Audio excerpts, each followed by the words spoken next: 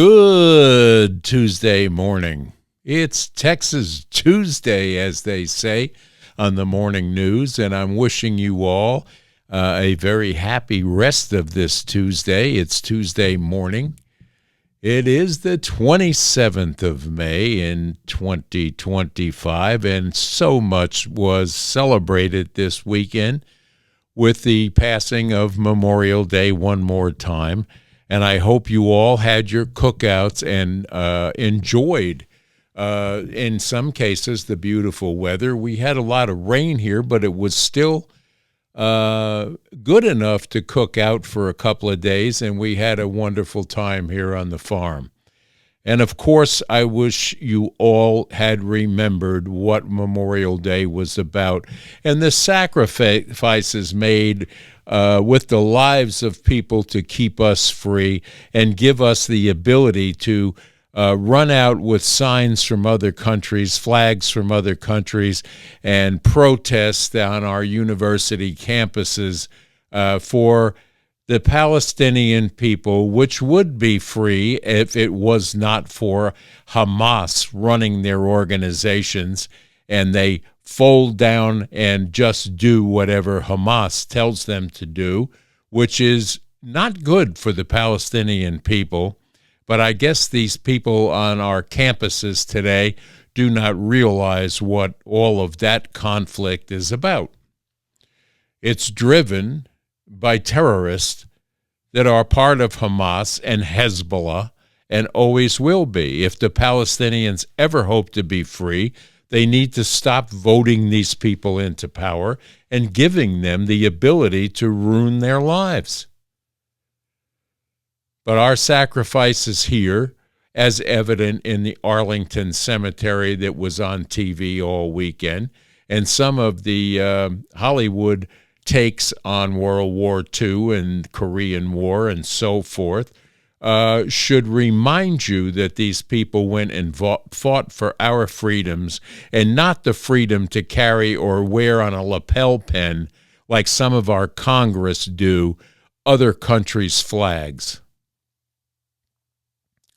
We have some real characters sitting in our Congress anymore, and it's almost disheartening when you hear the likes of Hakeem Jeffries and Schumer out there running down the good that this country has done and lauding all of the bad things that they feel are a deterrent to them to go around our Constitution on every vote and every bill that is put up.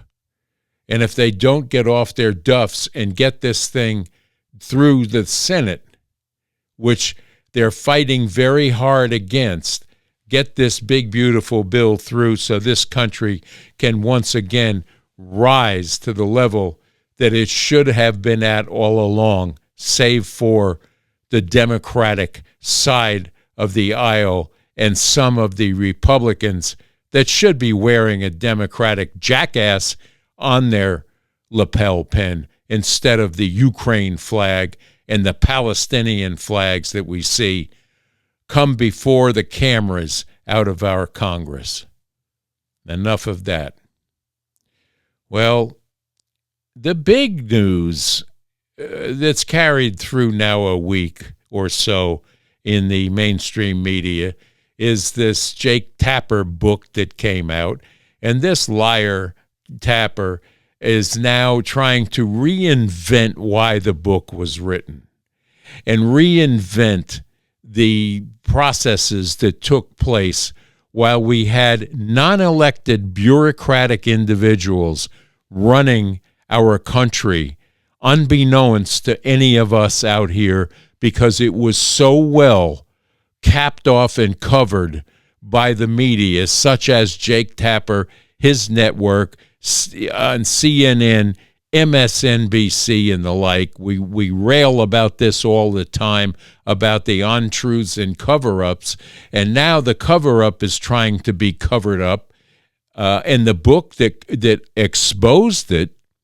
for what we all watched and saw with our own eyes and ears, He's trying to reinvent the reason for the book.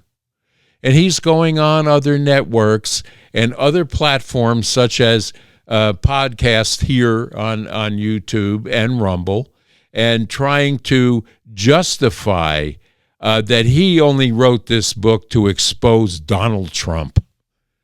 Come on. You cannot twist the narrative of what he did.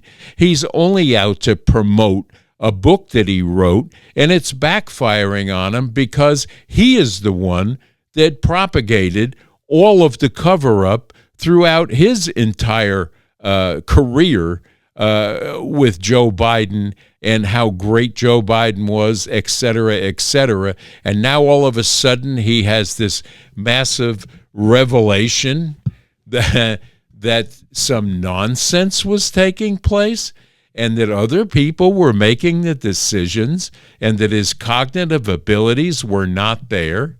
We know this. We watched it. We heard it. But now, I guess his book isn't doing too good, so he's on a promotional tour. And then lies about the lies that he told. And he's been caught red-handed on some of these. If you watch the Megyn Kelly interview with him, it was quite enlightening.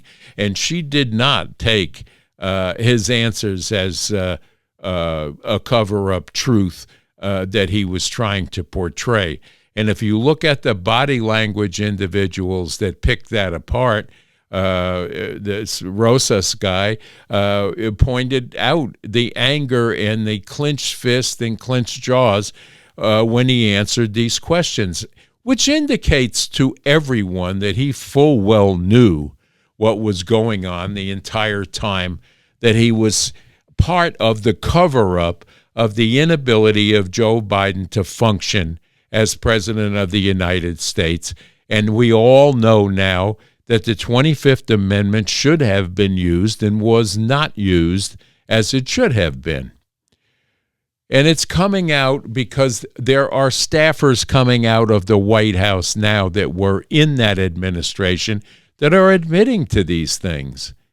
And not to mention the fact that we've got Comey now reared his head with this seashell message in the sand that he and his wife stumbled upon. Well, that whole thing, folks, is a cover-up, number one. Number two, he hadn't been in the media for a while and needed an excuse to get back in because he, too, wrote a book that he's trying to promote. He was not getting the promotions on the book that he had written, and so this whole thing with the shells in the sand come up, and now he's a product of mainstream media almost daily, and he's making the talk show rounds to discuss his stumbling on to 8657. Oh, yeah, it must have been an address in the sand. Does he think that the rest of us are complete idiots? This should be in the Stupid Town section, but it's too important to let go by. And we've been off here for a few days and tried to take a little vacation. And but your ear is still to the news because we have to know what's going on here on the Kaiser Report so we can give you a snapshot of the other side that is completely dark when it comes to mainstream media. They don't want to let you know about these types of things that are going on with the cover-up of Joe Biden. And now it's coming out through some White House staff people as well that Hunter and Jill Biden were running the government. These people were not elected to do anything, but they knew that somebody, and they had the help, by the way, of the bureaucratic section of the White House there in the West Wing to pull this thing off with the auto pen. And more will come out on this on a probably for the next couple of months. It will be in the news in some fashion or another, or someone will write another book that they'll have to go out and defend. But yet the Democratic Party, this Hakeem Jeffries, along with Schumer and Jasmine Crockett, that lying cover-up of a woman, will continue to tell you falsehoods, trying to piece back a party that has exploded into a million pieces, and they're not going to put it back together. They might as well just rename the Democratic Party the Humpty Dumpty Party, because all of the king's horses and all of the Obamas are never going to put it back together again the way it was shoved down our throats as being a reality when it was pure fantasy on the part of misthinking people with power that they did not want to relinquish. So when Joe went bad, as the apple he is, they decided they didn't want to leave power. So let us take over. We'll run it and say it's him. And this is what took place. And this is in plain, simple English so you understand it. Let's just take a brief look at Jasmine Crockett not that very long ago and see her opinions right here. Hey, everyone. I'm Joe Biden's husband. So the best way to get something done, if it holds near and dear to you that you like to be able to, anyway. My name is Joe Biden. I'm Jill Biden's husband. Thanks to all the members of Congress and Homeland Security Secretary. I'm not sure we're going to introduce you all the way. Got to sing Happy Birthday. You ready? Happy birthday to you. Happy birthday to you. Happy birthday to you. Happy birthday to you. Listen, I'm going to tell you this. People tried to talk about the mental acuity of Joe Biden. And as someone who was able to interact with him, I never questioned his mental acuity. These people are crazy. Let's take a listen. I went through more investigations than Alphonse Capone, and now I'm talking to you as president. Can you believe this? I must tell you, a lot of trophy wives. Does it work out? They subjected the armed forces to all manner of social projects and political causes while leaving our borders undefended and depleting our arsenals to fight other countries' wars. The job of the U.S. Armed Forces is not to host drag shows. We will not have men playing in women's sports, if that's okay. And honestly, our troops deserve better. Our graduates deserve better. We as a country deserve better. And frankly, if we are going to ever be seen as the world leaders that we historically have been, the world deserves better. It is time for Republicans to start calling him out and start questioning his mental acuity and whether or not he is equipped to serve mentally.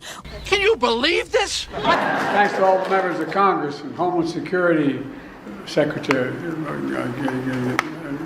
not sure we're going to introduce you all the way. People tried to talk about the mental acuity of Joe Biden. And as someone who was able to interact with him, I never questioned his mental acuity. The job of the U.S. Armed Forces is not to host drag shows. We will not have men playing in women's sports, if that's okay.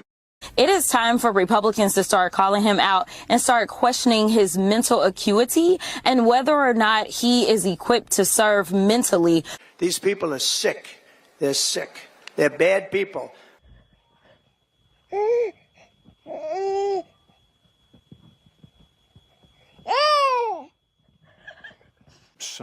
Now, hell no, Jasmine, this is not going to fly with American people anymore, especially almost 80 million of us that know now what really took place.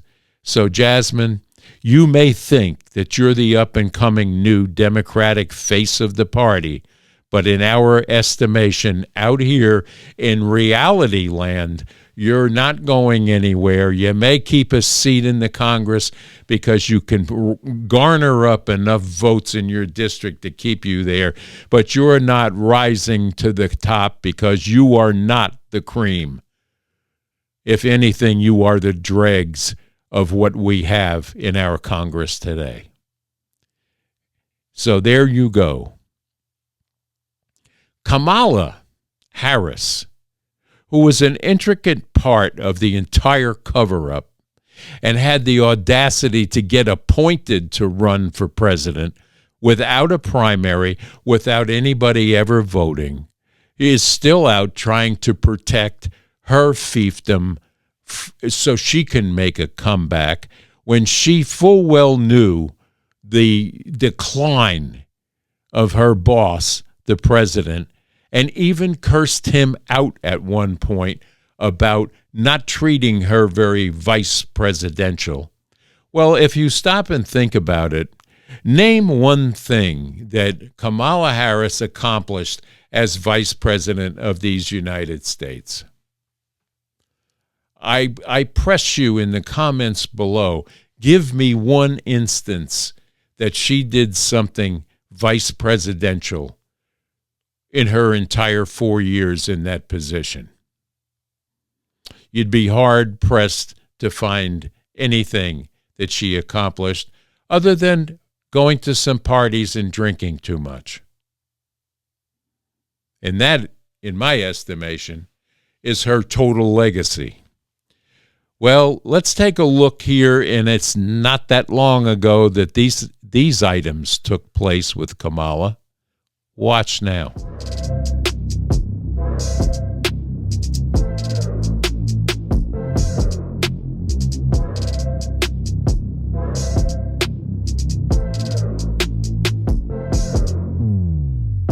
Some within your own party are wondering if President Biden should even step aside. What do you say to that? Listen, first of all, what we saw tonight is the president making a very clear contrast with Donald Trump on all of the issues that matter to the American people. Yes, there was a slow start, but it was a strong finish. What a joke. I mean, you debated against then Vice President Vice President Biden 4 years ago, and he was a very different person on the stage 4 years ago when you debated him. You must...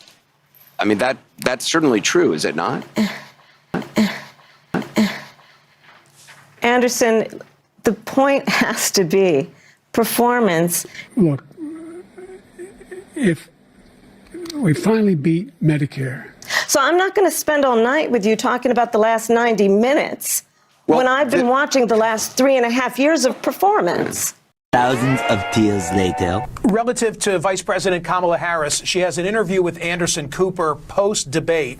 You write about this in the book, and it comes on page 290, and it's getting a lot of attention today. This MFer doesn't treat me like the damn Vice President of the United States. Wow, little lady's got a potty mouth. So she thinks that she is going to be running in the 2028 election. And I find it very, very amusing that based on her past performances as a candidate, that she would even entertain getting back into that. Nonetheless, try to run for governor of the state of California, where they know far too much about her historical accomplishments. And now, where is she? She's in Australia running down our sitting president, and God knows what she's up to in Australia. But the Australian news, if you think about it and remember back through the memes that we've run here on this program, you'll understand quickly that the Australian press is really not a big fan of Kamala Harris, either the Indian one or the black one. So I don't know what she's up to over there, other than maybe a vacation on some of the money that she's garnered through an attempt to rerun for whatever position she thinks she's going to be a candidate in. So, are we paying attention to what's going on with inside our Congress and our government today? I find it highly doubtful until the midterm elections, where we need a flushing of the toilet called the House of Representatives and the Senate section of our Congress, when we flush away some of these people that are in this for lifetime positions and to do no good and to fight against the Constitution, especially the foreign segment that we have in the squad that we know now are not do-gooders. They came with bad intent, and they are exercising bad intent. And if they are up for a primary, get them out. This town needs an enema. Lest we lose what little hold we have and are the original Constitution. We need constitutionalists in this government for it to survive. We need a Supreme Court that understands the Constitution and the concepts laid there before us many, many years ago, 250 years ago, in some cases, to be exact. So start paying attention to what's really going on. Give an 86 to the mainstream media, because they are liars and cheats, and we don't know who is propping them up to give you false information and to give you the wrong bent on what the Constitution actually means. And we have appointed federal judges in different districts that have been activated now to throw a roadblock in the way of fixing what we let take place for the previous 4-year administration that is trying to be cleaned up now by Donald Trump and his administration, and being blocked at every. You cannot turn on the TV on any given day and not find out that some judge somewhere is going to block an effort on this, that, or the other thing that is being put forward to clean up the mess that was left to us by the Biden-Harris administration and the bureaucratic morons that were running that administration behind closed doors and behind our knowledge, and using the name of Joe Biden to get their ideologies passed through and to cancel the Constitution that this country was built upon. Never forget. And that'll take us to a little walk through Stupid Town. And the mayor of Stupid Town is at it one more time, and we thought we'd let you see that. There is so much stupidity going on right now between the Biden uncoverings and the James Comey thing that's going on, and all of the books that are being written. But one thing that is tried and true and stupid as the day is long is Tampon Tim Walz. So let's take a look into Stupid Town right here.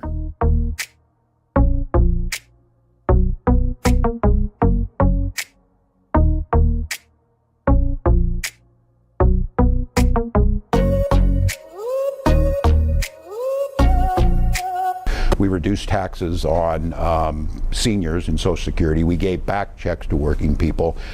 We invested in roads and bridges. We bought meals for our kids. And I think the issue is it doesn't work like it's a piggy bank. It doesn't work like it's a piggy bank. You're goofy. I think that field is probably set on the Democratic side. I think both are fantastic. They bring different strengths. Saying why wouldn't go to the cities that's unsafe? Minneapolis has experienced the safest in the lowering of crime that they've had in almost 3 decades. decades. Those are not the days where negotiations are happening. Those were bills are being introduced. And look, the legislature's their own independent branch. They'll make the decision. I think it's just best on that when you have the things worked out ahead of time. This type of special session is mostly perfunctory. Erroneous on both counts. Of making sure that every area is represented fairly. So I think there's those that want to tell you that. We've seen it across America. They know they're not going to get everything, but they are going to get some things that they were elected to do. Minnesota Governor Tim Walz, thanks so much for being with us. We hope you'll stop by again soon. Thanks for having me. Thank you. Appreciate it. Thank you. Appreciate it. Thank you. Appreciate it. And a man can tell a lot by your handshake. So you cannot probably get any dumber than this guy.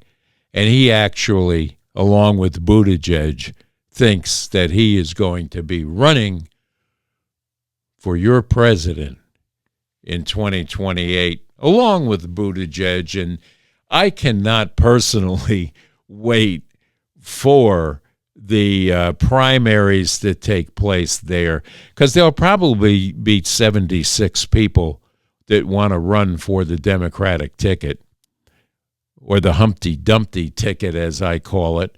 And it'll be amusing, if nothing else, because you have a party that is in such disarray right now that to pull it together by the year the end of 2027 to even think about running for presidential elections, it'll be really amusing, especially with the likes of what they're pushing to the top of their party as the new face. AOC, Jasmine Crockett, old Bernie Sanders. He's going to run one more time. Trust me, I will be your new president, and we'll get rid of all of the oligarchs that are out there now. This is what they have. They have nothing. All of the cards right now are being held by the Republican Party, and if they can stick together for the first time in a long time, they will take and win the next election, because the Democrats cannot help but destroy their own selves. And with that, I'm going to wish you the rest of this Tuesday to think about all of this. Pay attention to what's going on. And if you haven't seen the clip of Mrs. Macron smacking Macron in the face, for whatever reason hasn't been disclosed yet, but it's pretty funny, folks. So you got to look that up. They were coming off an airplane. She smacked him in the face. Well, I don't know if she was wiping his nose or just mad at him about something, and he came down that airplane stairway with a clenched fist and angry, and tried to smile for the cameras, and she was very stoic looking. So I don't know what transpired there, but I'm sure in the next day or two we'll hear more about that, and that may even make an appearance in Stupid Town tomorrow. We'll see. We'll see where that falls out.